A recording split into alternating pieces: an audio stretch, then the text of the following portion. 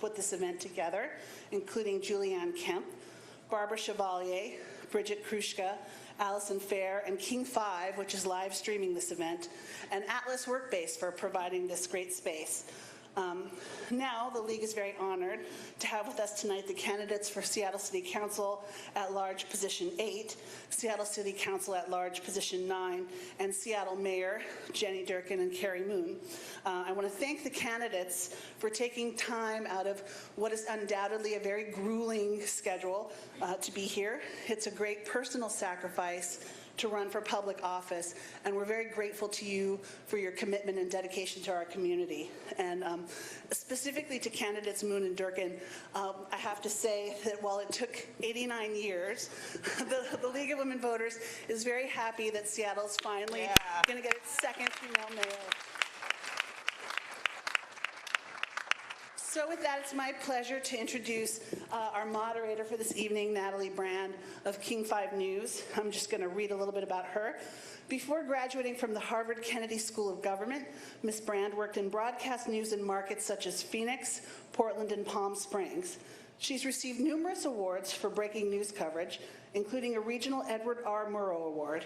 Recently, she won a regional Emmy for political reporting for her coverage of the 2016 presidential election. So we're very fortunate to have her with us tonight. Thank you, Natalie. And I'm very fortunate to be here. Good evening. Thank you to all of you for being here as well. I'm, as mentioned, the political reporter at King 5, and we're in for a really great night because not only do we have the 2 mayoral candidates, but soon we will have 6 candidates in this room at one time having a really good discussion and debate, and I think it's the first type of forum like this that we've had during this election season. So it's going to be exciting. But we begin with the candidates vying for the city's top job, former U.S. Attorney Jenny Durkan and urban planner Carrie Moon. I want to mention a few ground rules before we start. Audience, thank you very much again for being here, but please hold your applause or comments until the very end of the forum. Candidates, there will not be opening statements. Instead, we're going to dive right into the questions compiled by the League of Women Voters. And in this first portion, each candidate will get 2 minutes. You'll have a timer right there, so watch for your time cues. The order to start was determined by who's on the voters pamphlet first. So we will have the first question going to Jenny Durkan, but then we're going to switch off, trade off. So bear with me if I forget which order, but we will dive into the questions. So as you know, this is going to be a very rapid mayoral transition. Since Mayor Murray resigned, the new mayor will take office immediately after the election is certified November 28th instead of January, which is tradition. So what have you done specifically to prepare for the possibility that you will be mayor at the end of November? Jenny Durkan. Thank you, Natalie. Thank you for the question, and thank you to the League of Women Voters for having this great forum and to the owners of this great workspace. It's great to be here. I have been preparing for being mayor since I announced. I think that every issue we look at, how we dive into it, we're really looking at how will we do this if we're mayor? How will we have to make the decision? Who will we have to talk to? So I am very focused on running and hopefully winning. I will say for anyone who's concerned that we haven't set up a transition team or the like, you know, when I was confirmed by the Senate when I was President Obama's U.S. Attorney, I was confirmed, I think, on September 29th and sworn in on October 1st. And I had to run the 2 offices immediately, have relationships from the Canadian border to the Oregon border, every county, you know, elected official, including sheriffs, police, sometimes county executives. And within 3 weeks, Eric Holder had asked me to serve on his Attorney General's Advisory Committee. So I was spending time in Washington, D.C., trying to help form policy for the whole Department of Justice as President Obama was forming his first legislative initiative. Unfortunately, a lot of those initiatives did not get passed because we ended up losing the majority. But I think that what the important thing is that we will be ready, we will be focused. We know the top 3 issues we have to get working on immediately are going to be affordability, homelessness, and transportation. And then there's a whole other range of issues that I know we'll talk about tonight. I hope we can talk about the tragedy in Las Vegas and gun control, because there is no day that we should forget that. We have forgotten far too long. It is time to take action. We will not get action from Washington, D.C. And I just have made a point at every forum now, we cannot let this be the new normal. So I am looking forward to that. The first day of mayor, I will try to take actions on gun violence in this city. Thank you. Thank you. It is great to be here tonight, and I really appreciate all your work at the League of Women Voters to make sure we have a transparent, ethical, and effective government structure in our city and in our state. I have been working on transition actually for a few months because I believe that in this time of flux, in this time of transformation, when Seattleites don't really understand what's happening to our city, where are we headed, will I be able to live here in the future? What about all the people who are being pushed out who can't afford to live here? We need a vision, we need a clear action plan, and we need detailed solutions on the table so we can get to work together, collaborating with council and with civic organizations and with all the other players in city government, departmental leadership, to make sure that we are pulling in the same direction, that we know where we're headed and we know the steps to get there, and we're all committed to the same goal. So I've been working on developing that vision and action plan throughout the campaign. More recently, though, I've set up a 4-person beginning of a transition team because for me it is essential that we get government structure right. We need to set up clear decision-making processes. We need to set up a very highly effective and efficient and lean mayor's office. We need to make sure we are setting up channels for communication and collaboration with council, and we need to make sure that we are empowering departmental leaders to do their job as well as holding them accountable to do their job.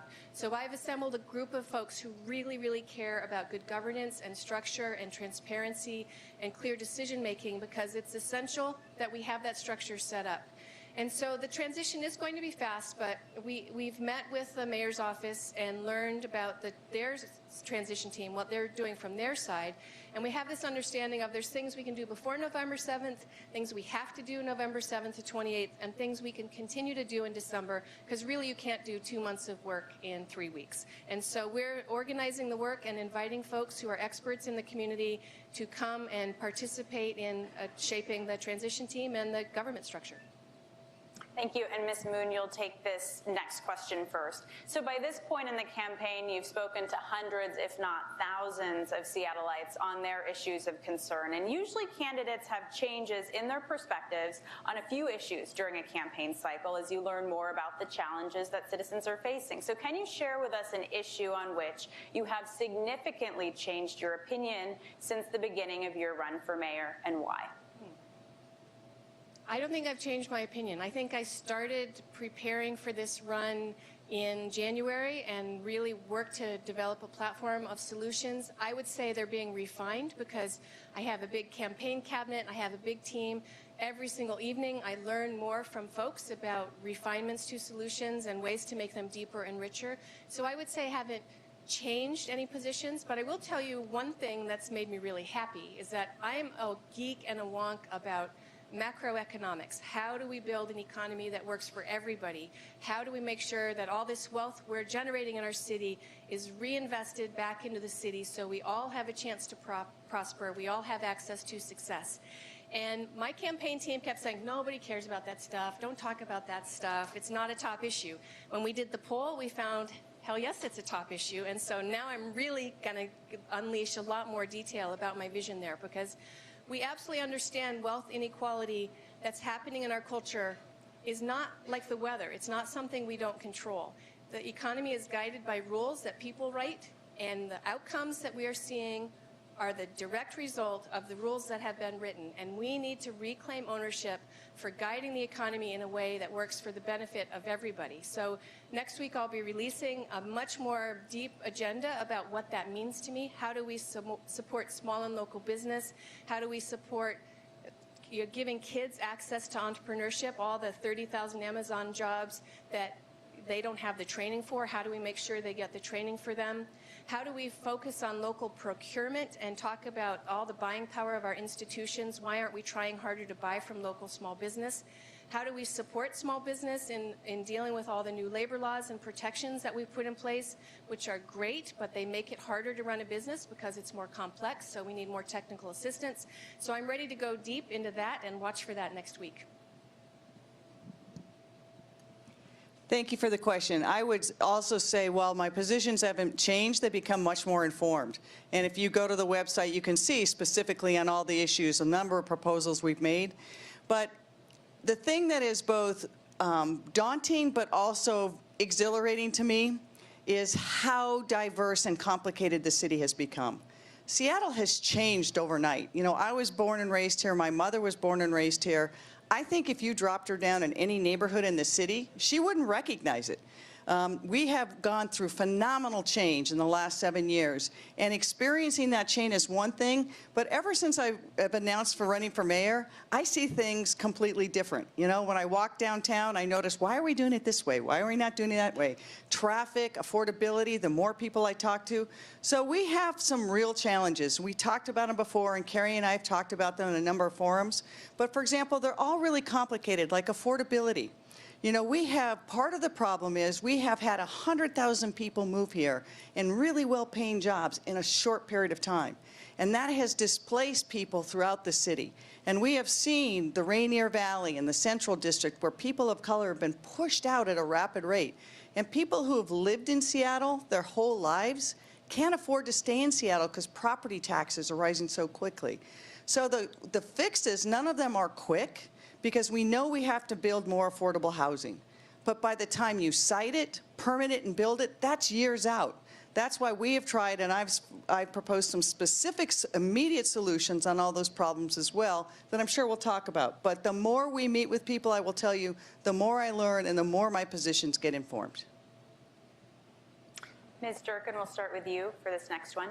While both of you have very impressive resumes, highly accomplished in your respective professions, neither of you have served as an elected official before at any level, so you'll be new to the job of governing. So how will you avoid a slow start in office or beginner mistakes as mayor? That's a great question. In some ways, I think it's a really great advantage not to have been elected before, because when you walk into this race, and I announced, the only reason I did it is because I wanted this job at this time for this city. I saw the challenges we had, and I knew that we had to step up. So I think the way that you avoid mistakes and the way that you make sure that you don't have those rookie mistakes, I think you called them, Natalie, is number one, I've managed before. The U.S. Attorney's Office was a very complicated process because not only did I have two offices, Seattle and Tacoma, but I had to manage a body of work that went all counties in Western Washington. And all of those counties were very different places. And I learned pretty quickly that the number one thing you had to do is hire really good people, have them in place, make sure they hired good people, and give clear direction and vision. Know how those agencies work, but empower them to do their jobs while also holding them accountable.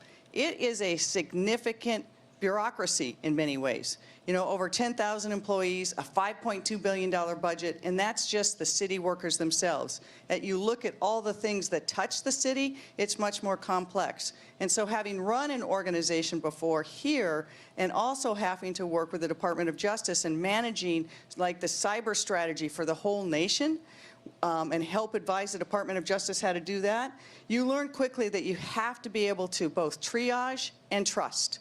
And so I think moving into the job, I will use the experience that I've had to make sure that I know to empower people, but also the last key is you've got to listen. You've got to listen. We've had a top-down government for too long, and I think many times government can learn about what the mistakes might be if they listen and they won't fall into the trap.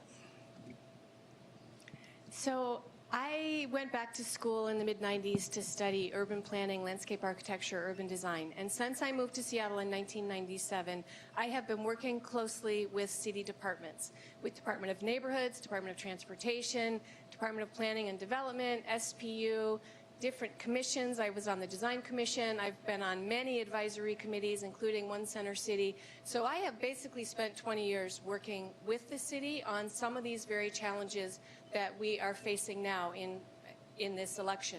So I have deep experience collaborating across city departments, working with specific folks in leadership positions in the city, working with council. So I've been there doing the work, not as the executive, but I've been at the table in many, many different forums. So I feel like I have a lot of skill and knowledge around these very issues.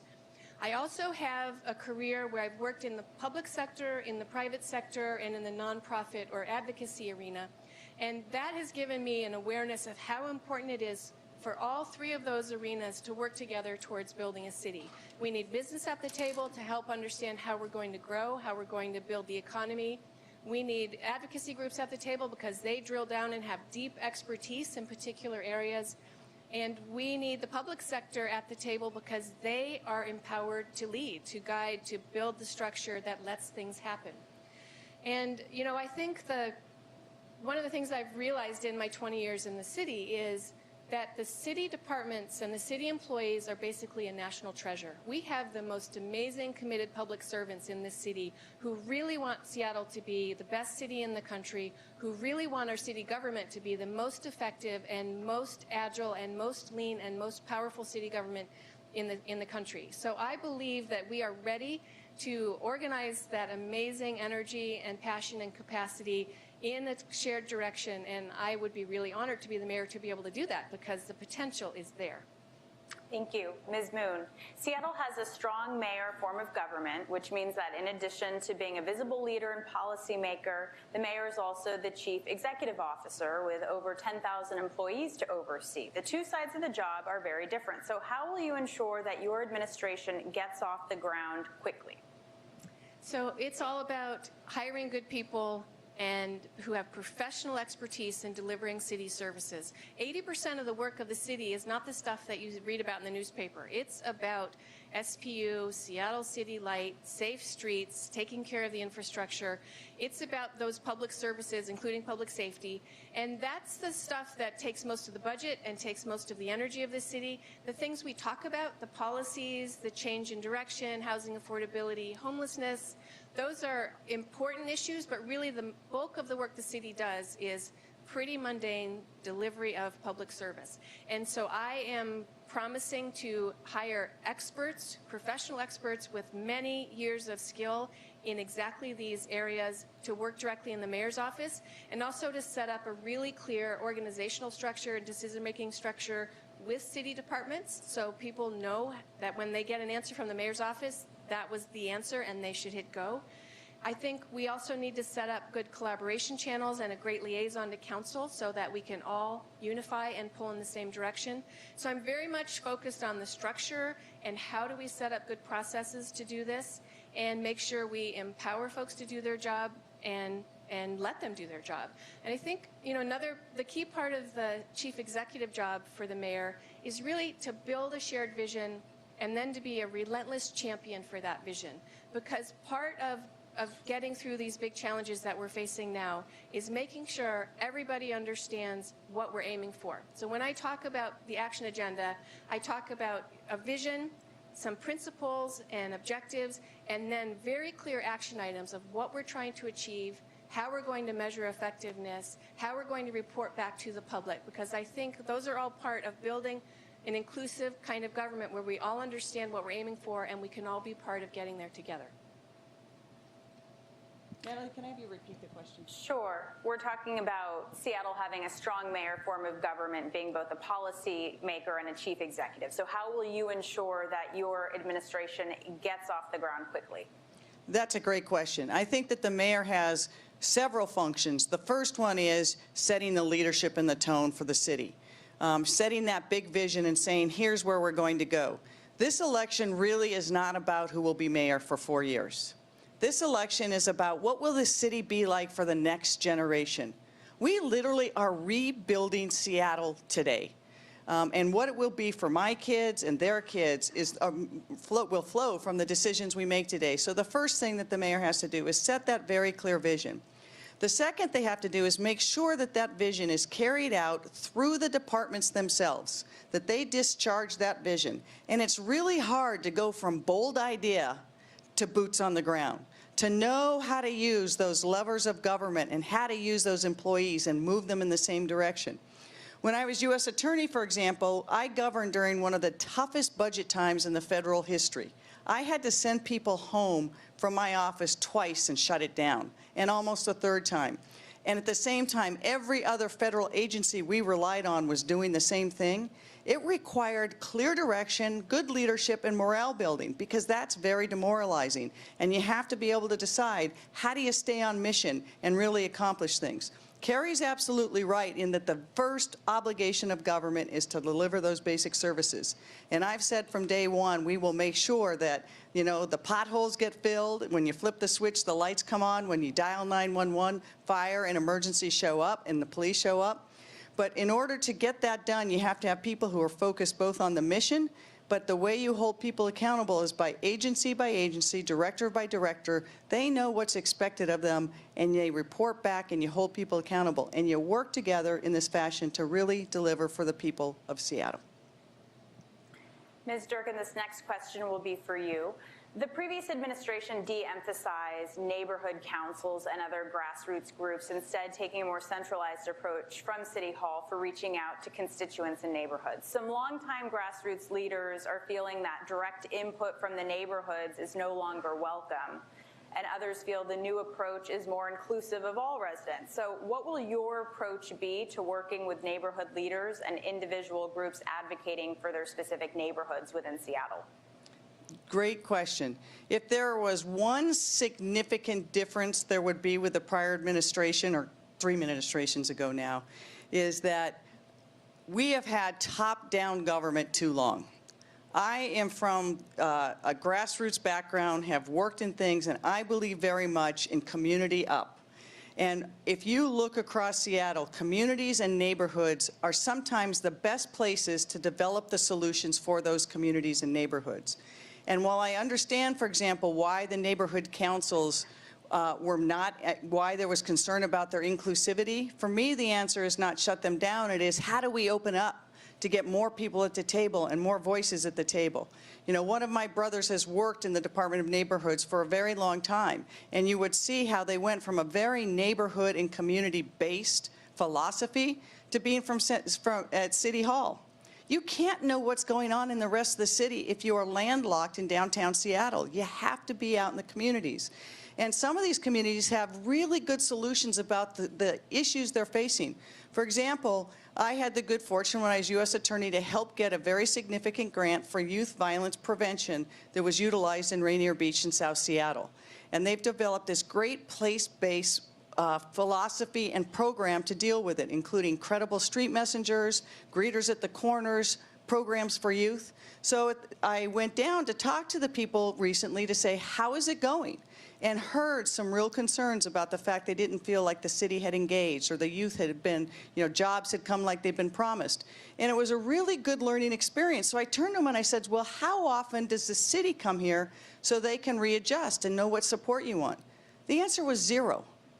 We can't do that and get to where we want to be as a city. We have to be listening to neighborhoods, listening to communities. That doesn't mean that we're not going to be inclusive. I think that can bring us more inclusiveness in making sure that we're doing things through a racial and equity lens, but at the same time making sure we're listening to the people. Ms. Moon, your approach to working with neighborhood leaders. So in the 90s, the Department of Neighborhoods was run by the great Jim Deers, and for those of you who are involved in neighborhood planning, it worked because there was a constructive goal that was defined by the city in the public interest, and then neighborhood planning groups came together to talk about how to achieve those goals. And they were given specific answers, questions they had to answer, but they were also allowed to invent of what kind of future do we want for our neighborhood and how do we make that happen. And it worked. People rallied together for the most part. They wanted to be part of the solution. They wanted to help make implementation happen, and they were committed. And we developed a whole army of amateur expert neighborhood planners through that process. And slowly over time, that has basically drifted away and eroded for the most part. And I think we need to bring it back. We need a 21st century version of neighborhood planning where we can help neighborhoods be involved in imagining their future. How are we going to accommodate the folks who are moving here? How are we going to grow in a way that supports what's great about your neighborhood, but also invites people of all ages and stages in life and income levels to be part of community? So we have to ask specific questions. We have to give folks the time to invent and innovate and imagine and dream, and we have to offer them tools. Here's some ways to solve these challenges. And we have to figure out a way to collaborate across neighbors and the city. I think with the neighborhood councils, they sort of had devolved into a situation where people with a high degree of expertise felt comfortable there, and newcomers or people new to the neighborhood, people who were maybe renters and hadn't been there that long, felt excluded because the culture did not do a good enough job facilitating inclusion for everybody. So we need to bring back neighborhood councils, but we need to do it in a way where we invite people at all levels to feel secure and like they're invited and belong. We need to have mentors so people who are new to the process can learn from the people who have been doing it before. And we need to use every technology we can to make sure that folks who can't show up for a 2-hour meeting because they have other obligations can participate in a different way. A question now on the Washington State Convention Center expansion. So the Convention Center addition is estimated to cost $1.7 billion, making it the single largest real estate development in Seattle history. Given that you both have personal conflicts of interest with this massive Washington State public project in Seattle, how, as mayor, will you manage the city's role in granting permits, streetifications, and interfacing with project leadership? And as background, Ms. Moon, your husband is lead architect, and Ms. Durkin, your sister, is lead counsel. We'll start with Ms. Moon. And it's going to be a great project. Ms. Moon gets the first answer. It is going to be a great project. I think that, Mark and I met with Wayne Barnett, the head of SCEC, like the first day I announced, because we wanted to get really clear guidance on how to avoid a conflict of interest and how to make sure my role as mayor and his role as architect could have a bright line between them. And the way we understand it is that any decisions that affect the financial well-being of Mark's firm, I have to recuse myself from.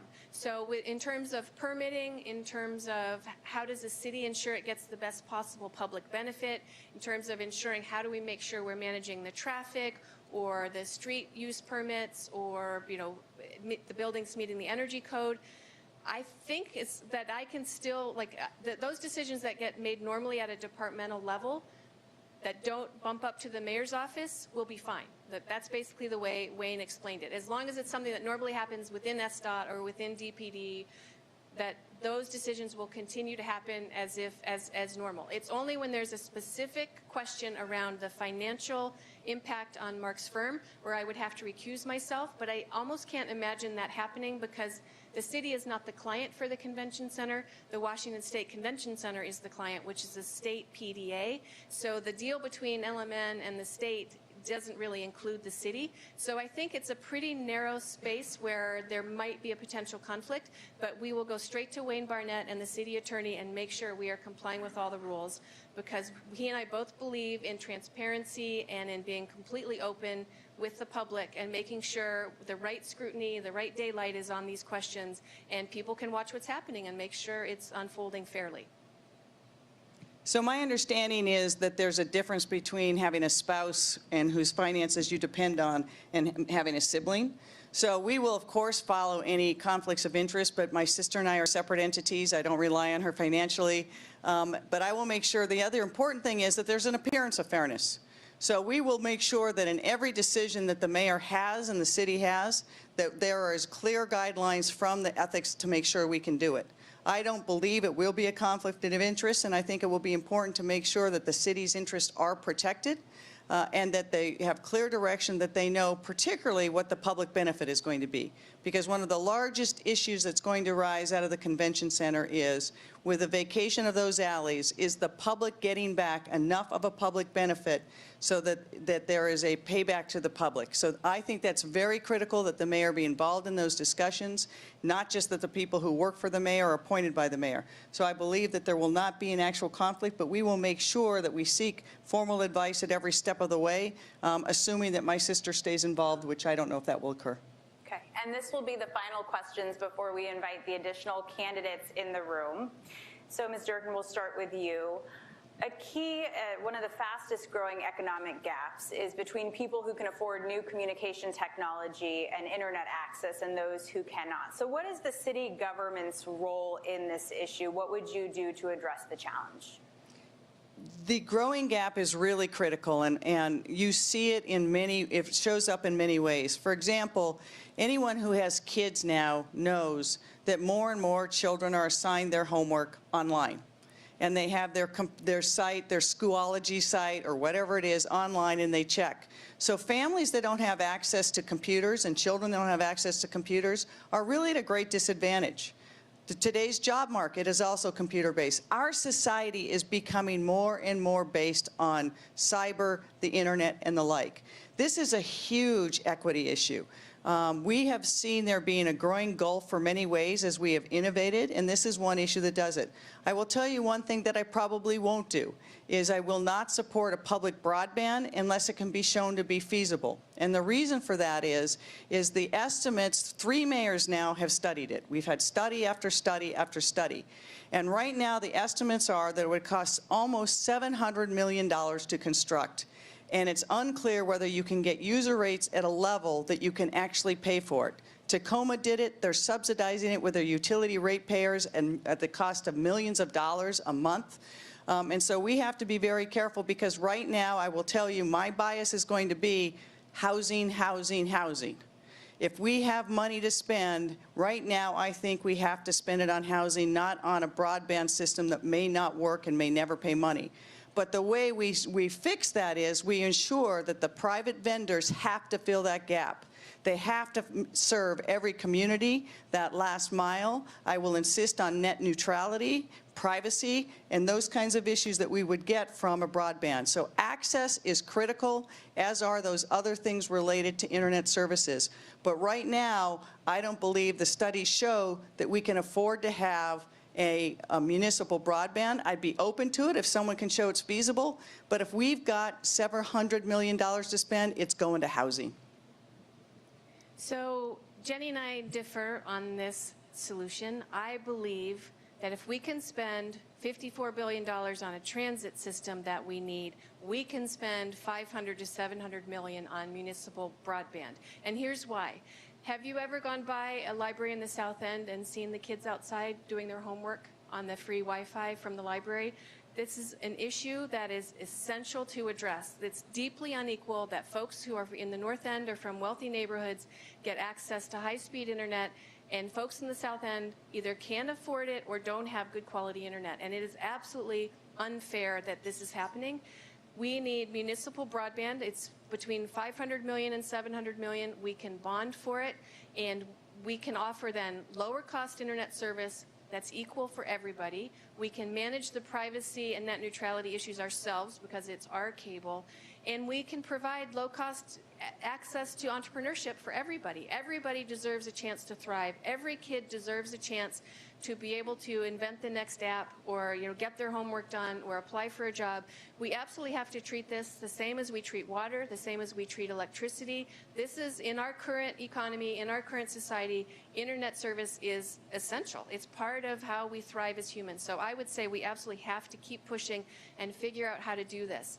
And often you hear these inflated stories and you hear these horror stories of it's impossible, we can never make it work. I think with our spirit of innovation and our technological know-how, we can figure out how to make it work. Those stories of it's impossible come from the big internet providers. Comcast is a huge opponent of municipal broadband because they make billions and billions off of charging us high rates for our internet service. So we can't listen to Comcast. We have to listen to the people who have the public interest in mind and want to figure out how to make this work, not the corporations that want to make it fail. Thank you. So now we are going to transition into part 2 and welcome the additional candidates onto the stage. Again, I don't think that this has been done this election season where we'll have mayoral candidates and Seattle's candidates for the at-large positions. If you want to walk in, I'll introduce you. Joining us now, we have for the open seat race for position 8. Oh, sorry, we're reverse order.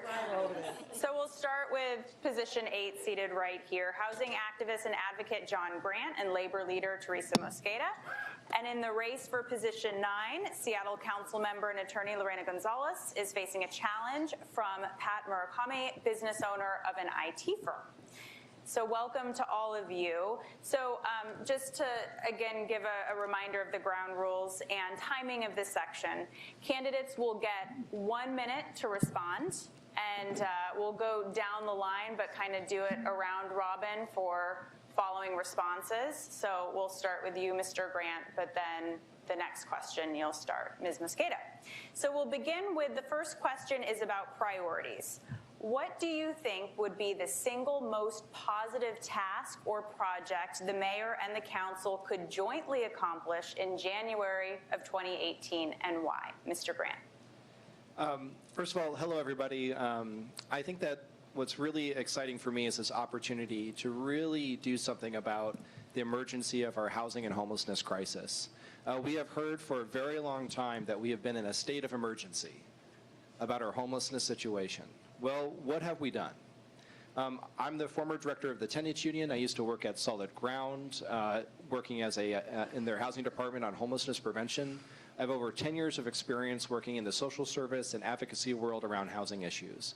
And I think January 2018, the first thing that we have to, just kick off right off the bat is tackling this housing crisis. At my website, electjohngrant.com, you can see some pretty bold housing proposals to building 5,000 units of housing for the homeless in the next 5 years, to raising the affordability requirements on developers so that we are actually having true affordability throughout Seattle. Thank you very much. Well, good evening. My name is Teresa Mosqueda, running for position 8 citywide. I'm excited to be here. Thank you so much to Atlas for this incubator hub. This is how we create economic stability and opportunity for our community. And thank you so much to the League of Women Voters. I've had the chance to work with them over the last decade or so on passing things like minimum wage and sick leave, which you all helped to pass on the ballot. They were huge advocates and supporters of that. So thank you so much.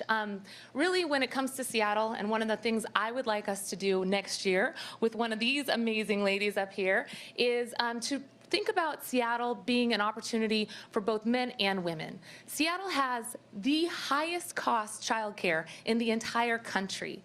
And one of my platform pillars is creating greater economic stability. But many times we see people, professionals, get out of the workforce because the cost of childcare is just way too high. It costs more to put your kiddo in childcare for a year than it does to go to the University of Washington for a year. And that's not right. So I'd be working with these individuals to pass affordable childcare for everyone in our city.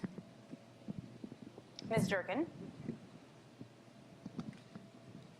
I agree that we've got to, I think working together is going to be terrific. I think that we will harness the power of the council as well as the mayor's office and regional partners like the county executive, and we have to go to work immediately on affordable housing issues and issues of equity. I think childcare is one of the critical ones we have to look at. I agree with Teresa that completely, because we have to be looking at the next century. How are we going to be making sure that all those great jobs that we're generating in Seattle, whether it's the people building the towers or the people running the companies in the towers, those jobs should be going to our kids.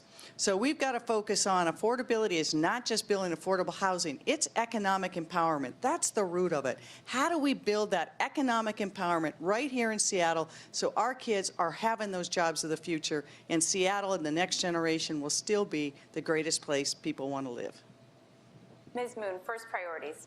I think the housing affordability crisis and the homelessness crisis are both equal as first priorities. And I'm really looking forward to working with the new council members and existing council members to make sure that we are doing everything we can to attack the affordable housing crisis on 3 levels. We need to stop the speculation that is part of increasing our housing costs so quickly. Our housing prices are rising twice as fast as any other city in the country. This is not natural. That's not normal. We've got to understand the dynamic and put in the right disincentive to stop speculation. Second, we've got to figure out how to get a lot more money into the pipeline for affordable housing production ASAP. This means talking to philanthropy. It means working with the state about increasing the Housing Trust Fund. And it means looking at surplus public-owned land to see if we can bring any of that land into use for housing. And it means working with community groups and council to rewrite the land use code so that we can really figure out the missing middle. We need more duplexes, row houses, backyard cottages. We've got to figure out how to make this work across the city. Ms. Gonzalez. Thank you so much. It's a pleasure to be here with all of you this evening. I think there's a ton of priorities facing the city in the coming 4 years. I am excited about being up for re-election and being re-elected by the people of Seattle to continue some of the legacy work I have done around immigrants and refugees and making sure that we continue to protect and defend those communities and to make sure that they are resilient and empowered within our overall community. I am looking forward to getting police reform across the finish line and making sure that we have full compliance with the consent decree that is currently in place. And lastly, something that I don't think gets enough attention on this campaign trail is the real opportunity that this city is going to have next year as we discuss about how we are going to double down on universal pre-K for our young kids and on how we are going to provide wraparound services for our kids from 0 through 12 by working with the mayor's office in formulating a families and education levy that we can all believe in and that will continue to allow us to invest in our children. Ms. Murakami. Hi, thank you for having us. I agree that our biggest crisis, the biggest issue we need to work on is affordable housing and addressing the homelessness issue. I want people out of tents and RVs into proper shelter, even if it's temporary dormitory style shelter, while we give them the wraparound services that they need to get into housing. I feel that the city needs to contract directly with builders to build single occupancy room facilities, and those could be turned into youth hostels or travel hostels later on when we don't have this crisis on our hands. But we can do something quickly if we all work together to solve this problem. Thank you. And just a ground rule note, in case you think I'm being rude, the rules specify that I address everyone by last name, even though we have one incumbent on stage. So now to the second question, Ms. Mosqueda will get the first answer to this. We're all still reeling from the tragedy in Las Vegas and too many tragedies over the past year. So what can Seattle do on a city level to try to prevent gun violence within the city limits? And can we affect the national response to gun violence? Absolutely. So I've spent my career working in public health and as an advocate for working families. Gun violence and suicide is a public health crisis. The result of what we saw in Las Vegas is preventable. Every single death should be preventable if we take back the reins and really take back the power from the NRA. I've spent years working in the halls of Olympia fighting to actually put the power back into local communities, especially at local municipalities. And that is what I will do as a city council person, because if we take the responsibility back, we can make sure that in our libraries, public parks, in our schools, but also in our hospitals, we get guns out of there. Number two, I'll be working to actually implement the initiative that you all passed to make sure that we get guns out of the hands of dangerous individuals, those with extreme risk protection orders, and make sure that in our city we step up and go beyond. This is about taking back local control, and I think through the relationships and organizational partners that I've created over the last decade, I know that we can get back that power at the local level. I'll fight preemption to make sure we have that power and protect our communities as a true public health crisis that it is. Ms. Durkin. As I said at the beginning, I think this is one of the defining issues of our time. You know, how we treat guns in our society has to change.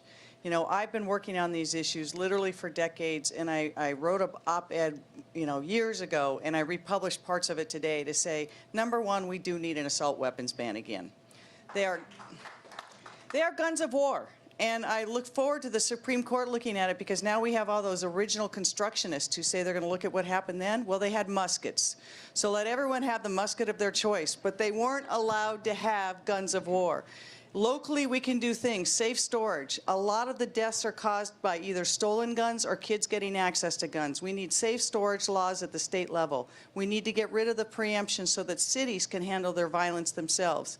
We need to have better youth violence prevention programs in those places where people have access to guns and there's a history of violence, so that kids at a very early age are learning different mechanisms to deal with violence. And we need better education in the schools and public health about the reality of guns. So there's some things the city can do There's a lot more we can do at the state level. I would support working with the Attorney General Bob Ferguson and getting a ban on assault weapons. I totally agree that we need to do that. But I also want to just be really clear that we are never going to solve this problem as a country until we take on the NRA and the corporations that fund them because of their own bottom line. We absolutely have to have the courage to stand up to them.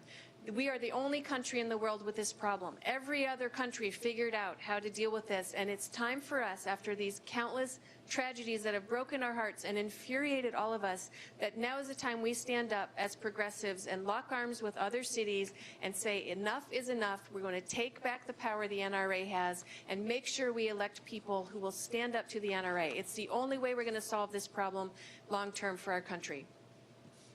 Ms. Gonzalez. Thank you so much.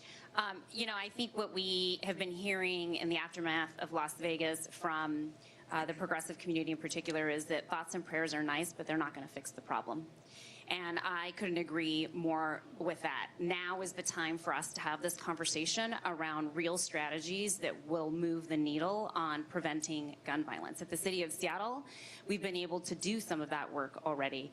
Under now Mayor Burgess's leadership while he was on the City Council, the City Council passed a gun and ammunition sales tax that provides funding, millions of dollars of funding to go back to Harborview to give us some strategies around how we can get further upstream to prevent gun violence. I also worked prior to the budget being released on putting back into the budget critical funds that would be needed in order to get guns out of the hands of perpetrators of domestic violence. That's a critical need in this city. Most women die in domestic violence situations as a result of the use of a gun, and it's important for us to continue to invest in those strategies. And lastly, I'll just address the issue of trace evidence. I've been working with the Alliance for Gun Responsibility in the state of Washington to introduce a piece of legislation during this budget to focus in on trace evidence so we can track illegal guns and get them out of the hands of bad folks. Ms. Murakami. I agree with a total and complete ban of assault weapons. We have a system where gun stores can report if someone is trying to buy a gun that is not allowed to, but there's no ease of reporting and follow through. So we really need to tighten that up, have a statewide database, have gun shops, have an ease of reporting, and have police follow up and go and visit that person and do more interviews. And it should actually be a crime if they even try to get a gun when they're banned from getting one. And then we should work to have such a system in place nationally. That's what would protect us. Thank you. So, oh, I'm sorry. It's okay. I'm at the end. It's just us girls up here. No. I know. We got some great candidates in the race, but I think I don't have much to add to what was said. Everyone made some really great points, except two specific things. You know, we're running for city council and mayor, so we can't wait for the federal government. We can't wait for the state government. There's been a ban on gun control for a very long time, and Seattle needs to challenge that ban.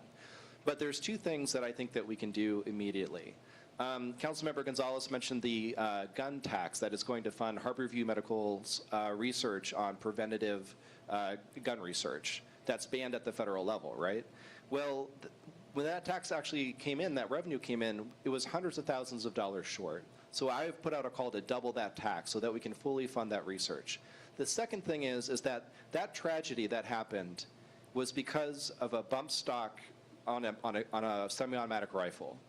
That is a piece of plastic. It's not a gun. And I would ban bump stock barrels in Seattle because I would argue that it's our role in Seattle to do everything we can to ban any kind of rifle that could kill that many people. There is no justification for it. And I think that we can ban bump stock barrels right here in Seattle. Thank you very much. Okay, so next to the widening socioeconomic divide in the city, what can or should Seattle city government do about the growing economic disparity between the poor, the middle class, and the wealthy in the city? And we're starting with Ms. Durkin.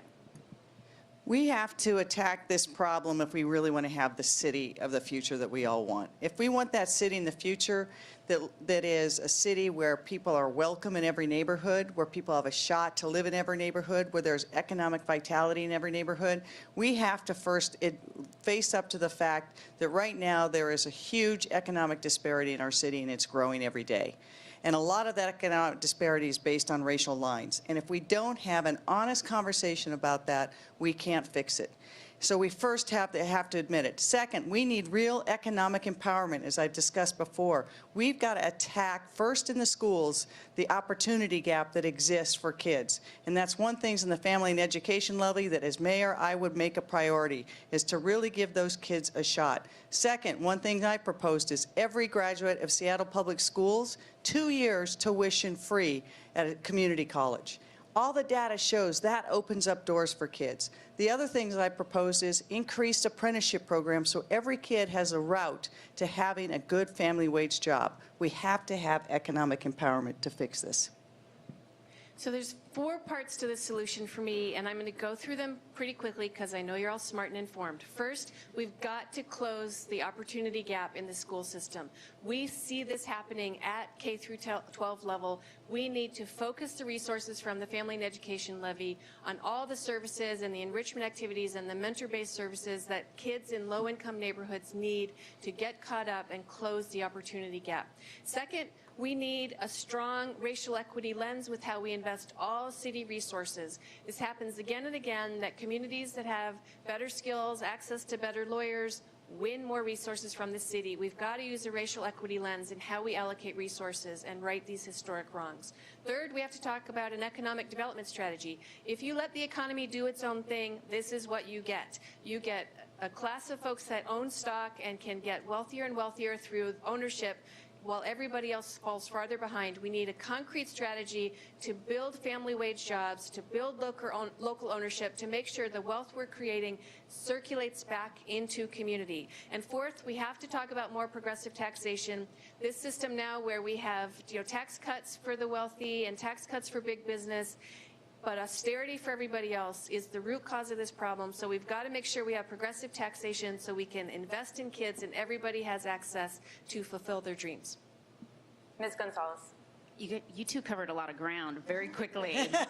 It's like Speed well, dating. there goes that, and there goes that, and there goes that one. I'm not that I was giving going you to a say. lot of time. But I think these are all great strategies. I'll just throw something into the mix that I haven't heard mentioned yet, but that's the concept around asset building. And I think that the reality is that there is a lot of disproportionality in terms of who has the ability to create assets and who doesn't, who has access to a 401k account, who can actually, build a retirement account, a savings account. These are basic fundamental things in our city that many people lack. And I think it's really important for the city to continue to look at ways that we can create those financial literacy sources to be able to empower people to make decisions about their economic future. And of course, in order to be able to have assets, we need to make sure that we continue to have a robust environment within our city where people can actually find jobs. And I agree that we need to make sure that we have an economic strategy that is incredibly strong, that continues to attract employers, good employers, progressive employers to our city, through small businesses and otherwise, to make sure that we are producing the jobs necessary and that those jobs are being held to high labor standards to ensure that folks in our community, workers in our community, have the best chance possible to succeed economically. Ms. Murakami. Well, I think city policies are part of our problem. We have very segregated areas of the city where we have high concentrations of poverty. I think every neighborhood should welcome and embrace socioeconomic diversity, and we can do that through our housing policies. I'd like to convert some of the concentrated low-income houses, say down in the south end of West Seattle or the south end of the city, into lease-to-own, so that we give people an opportunity to build wealth. And home ownership is one of the best ways we can provide that for people. And also, I'd like to see the city support small business startups and encourage the hiring of people at living wage jobs. We can do that by mentoring people that are willing to start a small business and help people grow their businesses. Thank you, Mr. Grant. So I don't know if this is widely known, but now that we're approaching $15 an hour here in Seattle, about 80% of increased wages have gone towards increased rents. So when we talk about addressing income inequality, we really have to talk about housing. And I put out a platform that doesn't call for another regressive property tax, but calls for raising taxes on corporations to build thousands of units of deeply affordable, city-owned affordable housing. Because I think it should be the city that's the countervailing force to the market. Because right now we know that the market is building luxury housing for upper-income people. So if we're going to tackle this, we really have to address land use and address the affordable housing crisis. And I think we have to do it with a progressive revenue source. Well, lifting folks out of poverty and protecting and growing the middle class is what I do every single day. I still have a day job, and I'm running for office. I work at the Washington State Labor Council with 500,000 workers in this state. And part of what I think we need to do in the city is bring that lens to council, because it's about making sure that people have access to good jobs and education. I've also been calling for free education in our city, the ability to have access to greater apprenticeship opportunities, but also creating your own business. Innovation hubs like this, or the experience that we see out of ventures, where small women and minority-owned businesses can start their first company and actually get a foot in this city. Number two, I want equal pay for equal work, because it's 78 cents. I'm tired of women making 78 cents on the dollar. And right here in Seattle with 80 cents on the dollar, that's still not good enough. And we have legislation that we can run in the City Hall to actually push for equal pay for equal work. The last thing is, without enough housing in our city, it's equivalent to redlining our communities out. In order for us to create equity, and I mean financial equity, we have to create affordable housing, and that actually creates a more equitable society as well. I'm a renter. I would be the only renter on city council. I'm interested in creating enough affordable housing for low and middle income families like the one I want to start one day, so we can all afford to live in the city that we work and retire. Thank you. So everyone has run a little bit over time in some of these responses. I'm being very generous with you, but try to keep them to a little over 1 minute, which is the limitation that we have. So next question, we'll start with Ms. Moon. This one is about business environment and city priorities. Do you believe the city can be both pro-business and pro-social justice? What guiding principles will you use when deciding whether to create more burden and expense for businesses in order to make Seattle a more just and equitable city? That is a great question. So yes, I'll use my own history as an example. I grew up in a small business family. We had a manufacturing company, about 100 employees, that made industrial safety equipment. And we had deep profit sharing, where people made 1.5 to 2 times prevailing wage in this company, because we shared profits broadly with everyone. We wrote the work rules according to what the employees wanted, because they were mostly women, a lot of them had families, and they had a different idea about the work week, how the work week should be structured, and we accommodated that. We had an employee ownership plan where the employees owned 30% of the company, so everybody had a shared commitment to the company succeeding, and everybody was working towards, how do we make this product better? How do we make the profits better? Because we all shared together. I don't think that culture has disappeared. I think we need to continue to look to those kind of principles and build a culture of corporate governance in this city that's about watching out for the well-being of everyone and watching out for workers, including workers, and building a culture that really does both at the same time. They're not either or, they can be both together. Ms. Gonzalez. Thank you. I agree. I think that the rhetoric around, you have to be either pro-business or pro-worker is a false construct, and I think that the reality is that based on my experience over the last 2 years engaging with business owners, I think that Seattle counts itself to be very lucky to be in a city where many of our business owners, particularly small business owners, are incredibly progressive and want to do right by their workers. They see workers as part of their family, and they want to be able to provide the best work environment that they possibly can. One of the things that I have done over the last 2 years is champion issues around gender equity. I spent about a year and a half looking at what the needs of Seattle working families would be around paid family and medical leave. And I made the case to the state legislature that they should adopt a statewide paid family and medical leave together with a working families coalition. And I'm proud to say that in May of this past year, Governor Inslee signed that bill into law. And starting in 2019, families will get 12 weeks of paid family and medical leave. And we should all be very proud of that. In my conversations of doing that, I talked to over 100 small business owners to develop that policy, and I heard resoundingly from them that this is what they wanted, and these are the kind of policies they want to continue to support. Thank you. Ms. Murakami. Well, as a small business owner, of course I'm pro-business. And I work with a lot of different small businesses. And I think one of the ways that we can achieve support for businesses is to look at how we burden small businesses over large, just as we overtax as a percentage of income, low-income people over the wealthier. We need to have more equity in how we tax in this city. And we need to have a very strong Office of Civil Rights, and we need to have the guts to go up against a large employer if they're not treating their employees well. And one of our largest employers in the city has a reputation for really working their employees maybe harder than they should be. So we need to have a policy of caring about worker welfare. Thank you. Mr. Grant.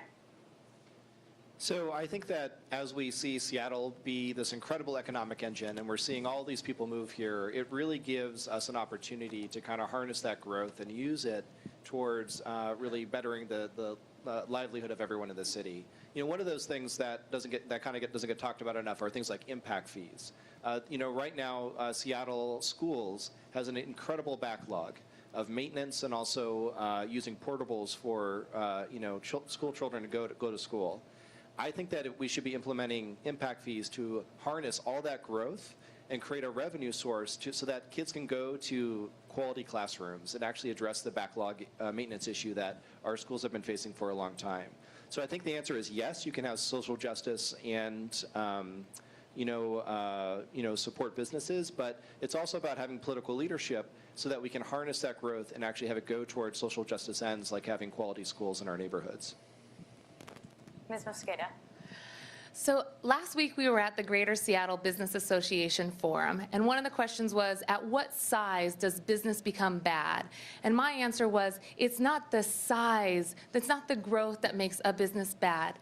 I absolutely have worked with small and large businesses to make sure that workers are respected well in the workplace, that we address wage theft. But it's not the size that makes a business bad. In fact, what's good for workers is good for businesses, and we got to make sure that the laws that we've been passing that we say are going to be good for workers, that we actually make it work for businesses as well. And so I worked at the table for about the better part of a year trying to create the Office of Labor Standards to make sure that, yes, businesses had outreach just as much as workers. And also, as we think about growing businesses like the one that my grandparents started 62 years ago, from a small hole-in-the-wall taco stand to now 7 Mexican restaurants in Des Moines, Iowa, called Tasty Tacos, I think that we can do similar innovation here. The folks at Ventures, the folks at Main Street Alliance are working with women and minority-owned businesses to try to create the idea into a business. It helped my grandparents get out of poverty, and it helped create generations to come be able to have good, sustainable jobs. That's what we can do in Seattle. Ms. Durkin.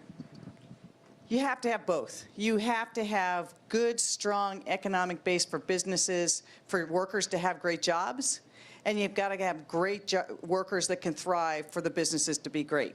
And the only way that workers can thrive in this day and age is if we solve some of the problems we have today: housing affordability, transportation, and homelessness. It all comes back to those 3 things. And I mean, I have walked in almost every neighborhood in the city now through this campaign and sat down at small businesses with the owners and the workers. And I hear the same thing from all of them.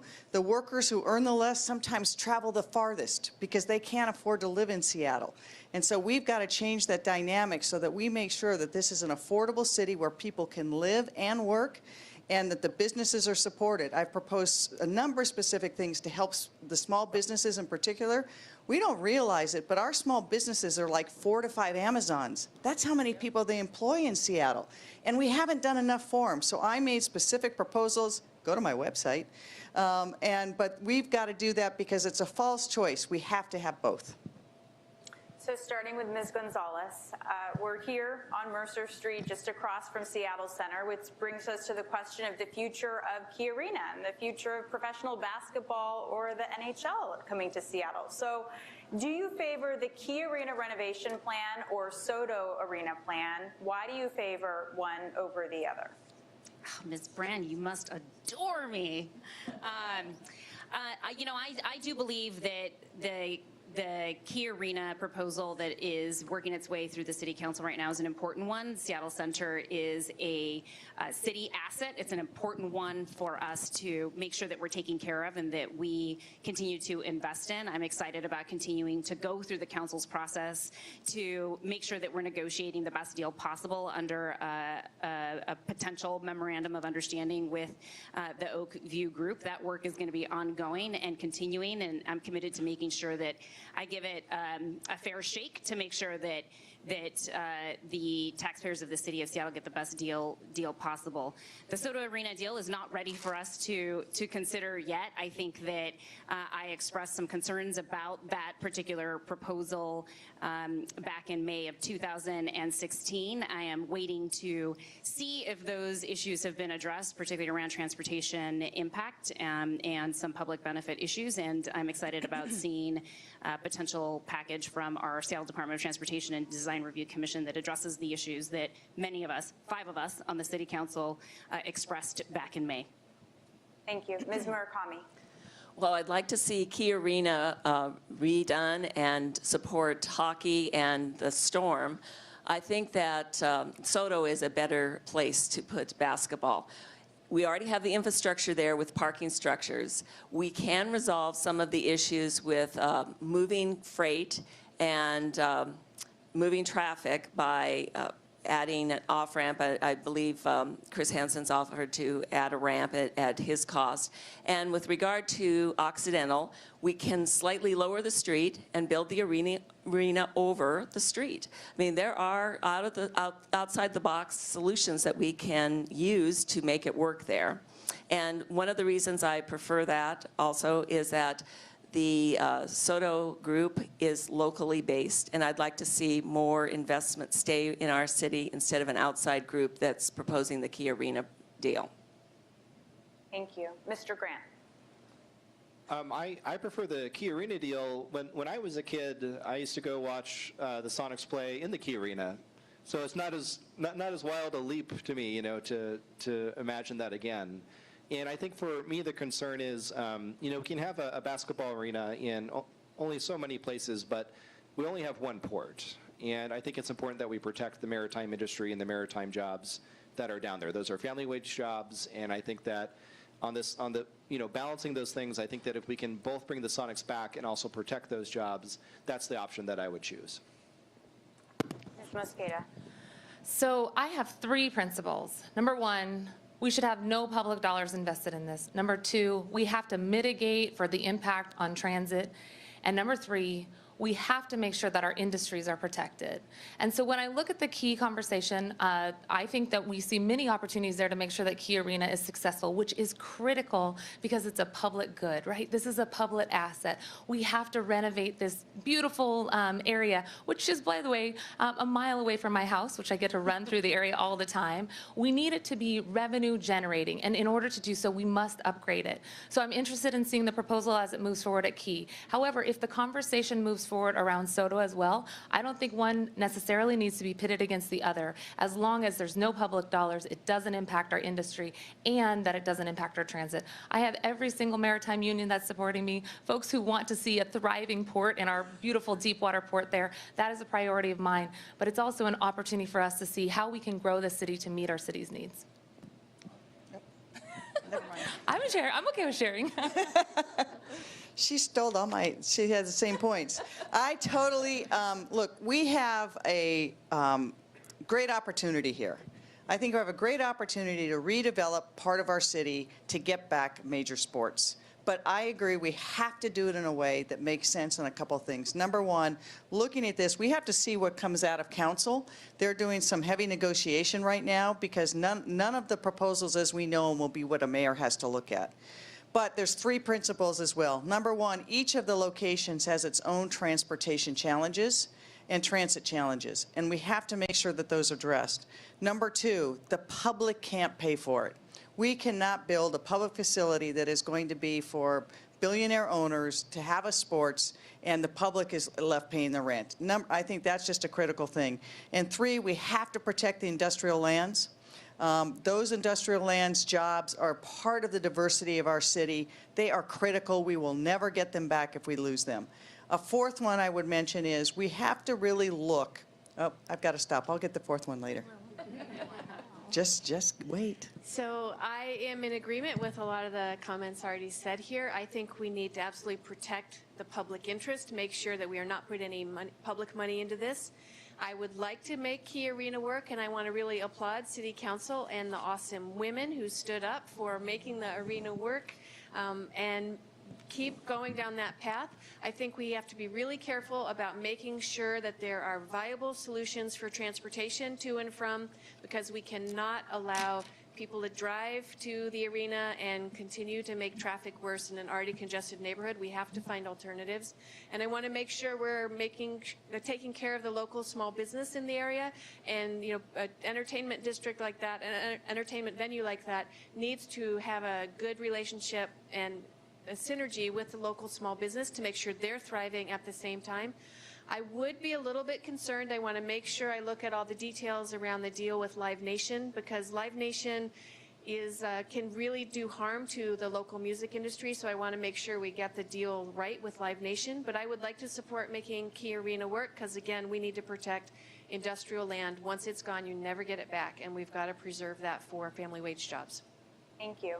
So starting with Ms. Murakami this time, something that was touched on, transit. What changes to the overall transit system would you champion? As you know, that Seattle's becoming more congested, even with increased transit funding from 2 recent ballot measures. So what would you do differently? Well, we have people waiting for 3 or 4 buses to go by before they can board the bus to go home, because we've added so many employees in Seattle. So we need an immediate and quick solution to that. We need to add more bus lines, obviously, but I think we need to do something other than just fixed rail. It's a very time-consuming process and very expensive to install. We have a very hilly geographic city, and we could make use of those hills and actually have gondola service from hilltop to hilltop. And it can be built for a fraction of the cost of fixed rail, and it can be a solution that has a very small footprint on the ground. Thank you. Mr. Grant. So, I think that what we're seeing across our city is that there's been a lot of growth, and there's been a requirement around, loosening parking requirements on development because of it being in a high-dense, transit area. And what we're seeing is that the transit, there's not parity with the growth. And so one of the things that I'd like to do is bring back the commercial parking tax. This is something that was actually introduced by former council member Nick Licata. It was meant to lower the Move Seattle levy from $900 million to about $700 million of public money. And I think that's really important when we talk about these transit investments, is making sure that the private sector is paying its fair share, because companies benefit from those transit systems too. Those are their workers that are on those public transit systems. So I'd like to bring back the commercial parking tax, but I also think that we need to fully fund the bicycle master plan. I live down in Rainier Valley. It is scary to ride a bicycle down there. The roads are not safe, and I think we need to have contiguous routes that are protected for safety. Ms. Mosqueda. Thanks. So I look at the need for a functioning transit system in our city as a public health issue. If we want folks to get out of their cars and not pollute as much, we got to figure out how to make the folks available to live in the city and use public transit. And right now, we don't have enough public transit to move folks around. So I have the endorsement of folks like the Amalgamated Transit Union, which is the bus drivers, Urbanists, Washington Bikes, Seattle Subway, folks who want an interconnected system. And that includes Washington Bikes. So number one, I want to create a complete bike system throughout our city. Number two, I want to actually invest in the buses that our city needs. If we're going to expect people to get out of their cars, many of us don't ride bikes. Many people can't. And in order for people to get around, we need to have transit that's connected. And as we get more buses out there, I want to get the rest of the buses that are still using gas off of gas and have a completely electrically connected grid. And lastly, I would like to work with the county, Sound Transit, and the state to expedite Sound Transit 3 so we can move quicker on getting our Seattle subway. Yeah, our goals for transit are very married up with our goals for climate. And if we solve both of those problems together, we will advance both solutions. So I today released a proposal on how we do on transportation and transit, speed things up. It includes, number one, bringing Sound Transit 3 online quicker. We can shave years off if we're smart about it.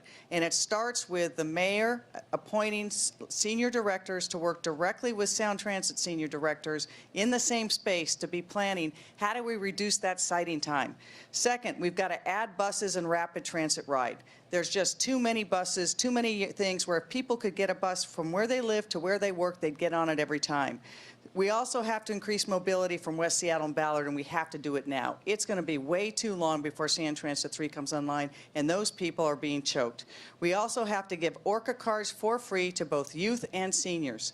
Let them get around for free, get youth a culture to it, and then we have to do everything we can to get people out of single occupancy vehicles, and I propose a number of ways to do that as well. Ms. Moon.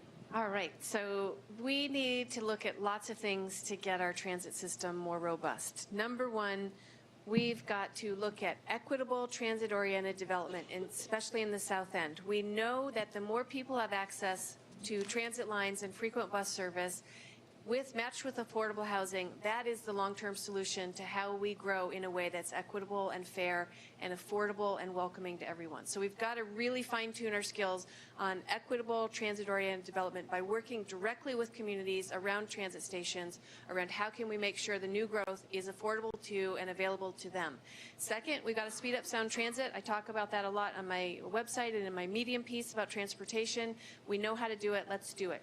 Third, I think we also need to be really strategic about getting more funding into Metro for increased transit service in Seattle. So many folks just simply can't take the bus because the bus goes by again and again and again without stopping because they're overcrowded. And I think a complete network of protected bike lanes is an essential part of the solution, along with bike access and for low-income South End communities so that kids develop the culture of biking too. Thank you. Ms. Gonzalez. So I take public transit every day in and out from City Hall to West Seattle, so I am really aware of transit needs throughout our city and have oftentimes found myself watching the C line just pass me by 2 or 3 times, and even when I can get on it, it's standing room only. So kudos to you Seattleites for loving your buses. I want you to continue to love your buses. And I also think that the city needs to double down in its efforts in making sure that we have a multimodal approach to how we are looking at our investment, in our transit network. That means that we need to make sure that we have strategies around how people can walk safely to places, take train, bike, bus, and also their cars. It's going to take us a while to encourage people to get out of their cars and stop being single occupancy vehicle drivers. We have to recognize that that's a reality, but we have to make sure that these multimodal options are accessible, affordable, efficient, and that they're all interconnected so that we make it as easy as possible as an alternative to a vehicle. Thank you. So we are approaching 9 o'clock, but we have just a couple more questions for all of our candidates. The next one is a 2-parter on taxes. So as you know, Seattle City Council just passed a high earners income tax, which is currently being challenged in the courts. So as that legal battle plays out, the question, part 1, do you support the income tax for other brackets, for other income brackets? Would you expand that tax? And part two, would you like to see the high earners tax augment current revenue or replace some of the more regressive Seattle local taxes already in existence? Starting with Mr. Grant. So I think that it's a three-parter. Do you support the municipal income tax to begin with? The answer is yes. I mean, Washington State has some of the most regressive taxes in the nation. And what we know is that we have tried by ballot initiative through the state legislature to try to change our income tax system and create a more progressive system.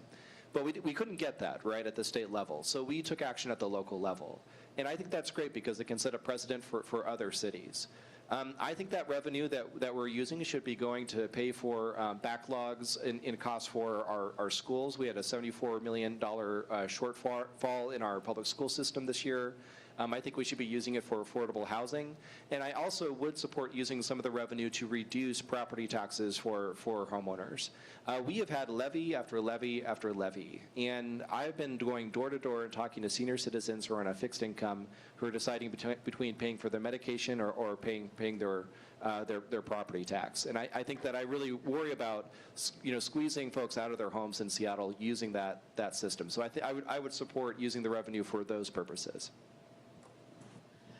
So one of your first question is, do we think it should be expanded? I have been supportive of the high income earners tax because I think it's a really important challenge that we push forward in court. So I wouldn't propose expanding it until we see what happens in the court. And by the way, this is an effort to really push our state into a statewide income tax, which I think is the right thing to do. Number two, other revenue that I'd like to see us have, instead of just looking at property tax, I'd like to get revenue in the door right now. I'm calling for us bonding against future mandatory housing assistance dollars, the MHA dollars. Bond against those and get dollars in now. Bond against existing housing levy dollars and get money now, because the boom is happening now. We need to create the housing that our community needs now before the next recession hits. So let's start building now. And number three, would I augment it or would I reduce funding? I think it's really critical that we protect the funding that the Kids and Family Levy goes to and the pre-K programs go to. Those are critical early learning programs. Between 0 and 5, if we invest between 0 and 5, we see long-time earning potential, long-time better health outcomes, and long-time better ability to get a good living wage job. So I'm interested in making sure that we protect those levy dollars, but I would relieve the additional tax on our smallest businesses through a relief in B&O tax. I believe that we absolutely need high earners income tax. We need it at the state level. We haven't been able to do that for decades. I think that should be the ultimate goal. We need progressive tax reform at the state level. Until we have that, we're going to be having the court challenge in Seattle. I'm more optimistic than I was before. The language around the gun tax in that Supreme Court case gave me some indication that the court might be willing to give the city that authority. If they do, I think everyone up here who's successful should have to pay the income tax if they're asking the high earners to do it. So I would expand in that way. Second is, I think that we absolutely owe it to the voters that if we say we passed it and have it to pay down those regressive taxes, we got to pay them down. We got to start taking some of that property tax and sales tax and B&O tax burden off the small businesses and the people who are struggling in the city. We absolutely have that obligation. And then I would take some portion of it to attack the affordable housing crisis we're in right now. And whether that's through part rent vouchers, as I proposed, or whether we bond it, which I think we should look at, but those are how I would handle it. So I'd like to suggest that we are asking the wrong question. Instead of asking, do you want to pay more taxes, we should ask, do you want to have a great transit system? Do you want to have the highest quality, lowest cost, higher ed system in the country? Do you want to fully fund public schools so every kid has the chance to thrive? Let's talk about what we want to invest in. Let's talk about what kind of society we want to create. And then let's say, okay, how are we going to pay for it? And we absolutely need to develop a more progressive tax system in our state. So yes, we can start with proposing a high earners income tax at the city level to get the conversation going, but we really need to do this at the state level long term. And I think it's more than just taxing wages, which an income tax is. We have got to talk about taxing wealth if we ever want to close the wage and income inequality gap. So let's talk about a capital gains tax on high earners. Let's talk about rethinking our inheritance and estate taxes that only affect wealthy people anyway. Let's talk about a more progressive B&O tax. Let's look at every single possible progressive tax system so we can turn our tax code right side up and invest in what we all need to thrive, and then we'll get somewhere with this conversation. Ms. Gonzalez. Thank you. So obviously I supported it because I'm on the city council and it was a unanimous vote. So yes, I supported the high earners income tax. And one of the things that I did in terms of an amendment to that particular ordinance was the issue that is part of your question, which is what do we do with some of the revenue that's going to be generated in terms of the regressive nature of some of the existing tax sources tax revenue sources that we have, property tax, sales tax, B&O tax. And I added B&O tax into that because the reality is that our smallest businesses pay a disproportionate amount of B&O taxes in comparison to businesses that make $1.5 million or more. And my hope is that if and when we survive the legal challenge in the court, that we will be able to tackle the regressive nature of some of these other taxes that exist. And I absolutely agree that the bigger game and the long-term game is to really look at how we clean up our tax code in the statewide conversation to make sure that we are actually getting down to the root causes of cities like Seattle having the inability to really pursue progressive tax revenue sources as a result of all of Mr. Iman's work throughout the last several years in our state. Ms. Murakami. Well, I consider the legislation on the high earners income tax to be a fake progressiveness because not one attempt since the 1930s has prevailed. This will probably die in the courts as well because it's unconstitutional.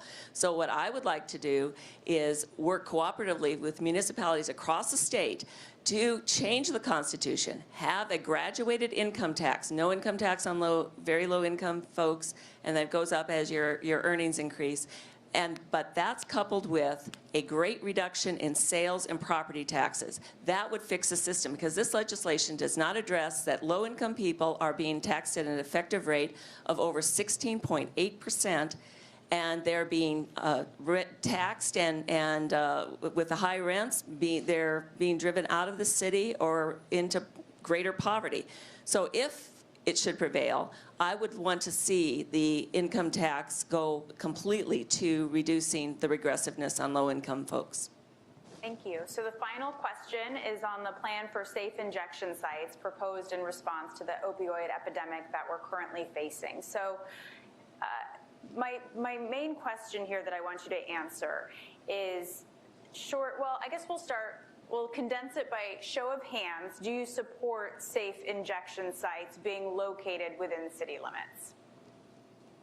So I'm saying all hands up? Well, mine's a little, okay. Yeah, so you can clarify in your response when we go down the line. But my key question here is how should it be determined where the sites are placed? Starting with Ms. Mosqueda. So I think it's really important to think about how we're shifting the conversation around addiction. We have led with a law enforcement first approach for far too long, starting with the war on drugs. And we see the consequences of that in terms of disproportionate numbers of people of color, low-income folks in our jails. So when we think about safe consumption sites, it's really trying to lead with a public health lens first instead of a police enforcement lens. And the reason that I think it's important to actually clarify, these are safe consumption sites. We don't want this to just be for certain portions of the populations that use intravenous drugs, which more recently has been whiter and wealthier folks. So they need to be safe consumption sites, so we're really addressing the problem holistically. I was out doorbelling and I met some amazing students who are in the grad program at the University of Washington Public Health Program, and they had a plot graph that showed where overdoses and deaths have occurred in our city. And they showed me the map, and if a UW student can do it, I know we can do it at the city because I know you're looking at the data right now. What they showed me was in Pioneer Square and in certain areas of the University of Washington district, we see high numbers of overdoses. That's where I think we should locate them so that people can walk and they can be accessible. Ms. Durkin. This really is a public health crisis, and I think your question is about how you cite it. I think we have to have deep conversations with neighborhoods, but I've been having some of those conversations, and I think I think there are people who are willing to do it, and here's why. They understand that we have been a city that's been very progressive on a lot of issues. But they first think, wait a minute, are we justifying or condoning drug use? That's the first hurdle.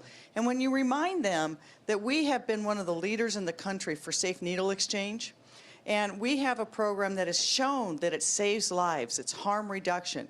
But right now we say, take this safe needle, and now go out into your park, your car, your RV, wherever. There's no place in Seattle that you can't walk now and you see the needles. So if we bring people inside and they have healthcare professionals there to make sure they're looked after, and second, really critically, the chance and opportunity to be hooked up with addiction services and treatment. That is critical because if there's one place that we will need to have more resources devoted, it's the area of mental health and addiction services. We've got to attack that. We have underserved it. I'm running past my time. Thank you. Thank you. Ms. Moon. So this is a national crisis, and it's a tragedy. It's the leading cause of death, opioid addiction, for people under 30. And imagine that, just a whole generation lost to this. And we absolutely have to start doing better, working with state and national leaders on reining in the pharmaceutical companies that are causing this problem. But locally, what we can do is let's work on a public health response. Yes, I agree with that. Yes, safe consumption sites, but let's site them in the places where we already have needle exchanges that have figured out how to do this in a safe, effective way and have developed good relationships with their surrounding communities. Let's start there. Let's also look at the map of where overdoses are happening and add additional ones there. We absolutely have to provide both the nursing services, the healthcare services that folks need to keep them safe, and also treatment to addiction services, because when someone comes in and they're ready to stop using, we've got to catch them right then and there and give them a spot to go into treatment, or we're not going to catch them until 3 or 6 months later. So let's combine the two together. Ms. Gonzalez. Thank you. Yes, I am supportive of this concept around safe consumption sites. Last year in the state legislature, the city of Seattle spent a significant amount of resources around our lobbying efforts to stave off a statewide preemption to provide cities like the city of Seattle an opportunity to be able to continue to pursue this public health strategy to prevent preventable deaths. And I want to make sure that we understand that that's what we're talking about here. We are talking about people who are fundamentally sick. They need medical assistance and health, and that merits a public health response. It is our moral obligation to provide that response to individuals who need this help. And so these centers will be locations where not only people can have supervised drug consumption so that we prevent their death, but that we are also connecting individuals with the services that they need in one place and one stop, and making it as easy as possible and lowering all of those barriers to make it non-judgmental and easy for these individuals to access the services that they need without the risk of dying. Ms. Murakami. We cannot follow the Vancouver, BC model. Coastal Vancouver has more deaths per 100,000 from overdoses of illicit drugs than any other part of the BC. So we need to do something different. I propose that we use fire and police stations as safe injection sites, immediately open detox and rehab centers, we don't have enough, and offer, anytime somebody goes to the police or fire station, no questions are asked, but they're offered services, and an agency van would come and take them to services if they so desire. I support opening Suboxone and other like methadone clinics, open 24/7, easy access to help people get off, and I encourage everyone to do what I'm doing, carry a naloxone kit with you, learn how to use it. Most overdose deaths happen indoors, away from the clinics. Thank you. And finally, Mr. Grant. I do support safe consumption sites, and for the cities that have implemented them, I think it's been said here, but I just want to reemphasize. If it's your son or your daughter or your sister or whoever it is, if it's a family member that is addicted, this is a disease, it's a public health issue, and if that person dies from an overdose, they never have an opportunity to recover, right? That is foreclosed, that is done. There's no other alternative here. But if we actually support folks and help connect them to services and give them opportunities to recover, that is what safe consumption sites accomplish. And for the cities that have them, hundreds and hundreds and hundreds of lives have been saved. So I think it is definitely a strategy that Seattle should invest in. All right, well, big thank you to the candidates. That was a lot of policy topics in a short amount of time, and one of many forums during what is a jam-packed month. Remember that we are just about 1 month away from Election Day, believe it or not, and ballots will be in the mail very soon. So big round of applause to all the candidates in the Seattle mayor's race. And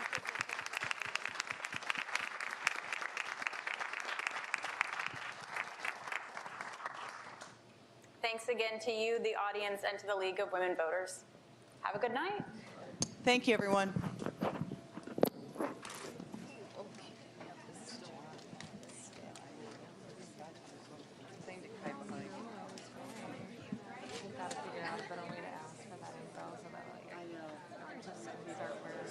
Well done. I'm so excited to see all these powerhouse women. I'm actually a member of Atlas. Oh, so amazing. I'm Jenny. Hi,